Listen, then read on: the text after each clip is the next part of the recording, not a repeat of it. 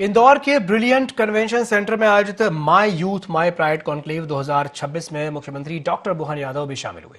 इस दौरान उन्होंने युवाओं से संवाद करते हुए कहा कि प्रदेश सरकार युवाओं के सपनों, भविष्य और रोजगार के लिए हर संभव सहयोग देने के लिए पूरी तरह से प्रतिबद्ध है।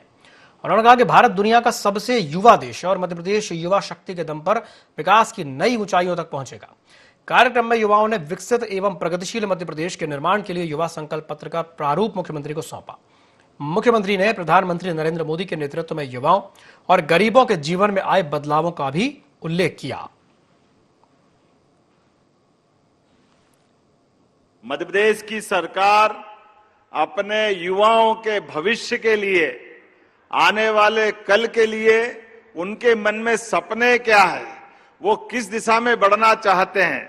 जब दुनिया का सबसे युवा देश अगर कोई है तो भारत है, और भारत के साथ मुझे इस बात की भी प्रसन्नता है कि युवा प्रदेश सबसे ज्यादा, अगर ज्यादा आबादी कहीं है तो वो मध्य प्रदेश है। मैं आप सबको बधाई देना चाहता हूं।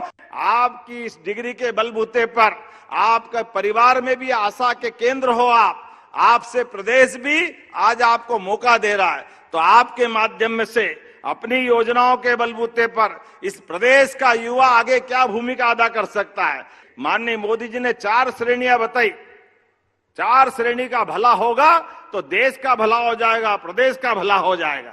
आप युवा, महिला, गरीब और किसान, ये चारों श्रेणी में सब कुछ समाहित हो जाते हैं। आज इंदौर में मां अहिल्या की नगरी में my youth my pride conclave 2026 में युवाओं के साथ विकसित मध्य प्रदेश के निर्माण का संकल्प का एक बड़ा कार्यक्रम संपन्न हुआ। अगला 2027 हम युवा वर्ष मनाने जा रहे हैं। ऐसे में देश के अंदर सबसे युवा आबादी दुनिया की कहीं है तो भारत में है।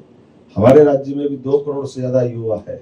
ऐसे में युवाओं को आने वाले समय में अपने प्रदेश की दशा क्या हो, उनकी सहभागिता क्या हो, उनके आइडिया क्या हो, शासन की सभी योजनाओं के पक्ष रखते हुए उसमें क्या सुधार किया जाना चाहिए, किस प्रकार से आगे बढ़ना चाहिए।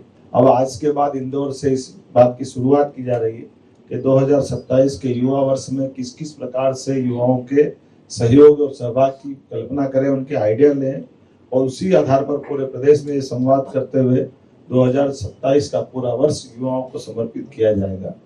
मुझे संतोष है आज के 5 अलग अलग सत्रों में अलग अलग सेक्टर के लिए कोई युवा हमारी पर्यटन संस्कृति की बात कर रहा था, कुछ धार के पास के पाटीदार बंधुओं ने प्राकृतिक खेती, जैविक खेती और हॉर्टिकल्चर की बात करते हुए अपनी बात से खेती लाभ का धंधा बने, उससे हमारी आय बढ़े और खेती से राज्य की समृद्धि आए, इसके अनुभव साझा किए।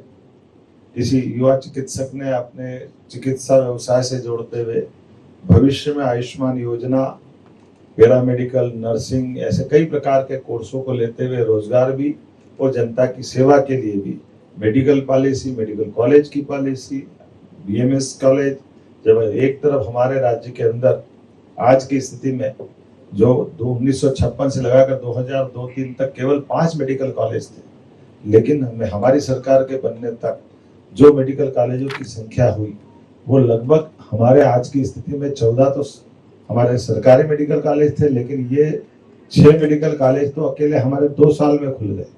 और आने वाले समय में जब हमारा टेन्योर पूरा होगा तो प्राइवेट और सरकारी मिलाकर 50 से ज्यादा मेडिकल कॉलेज हमारे राज्य में होंगे।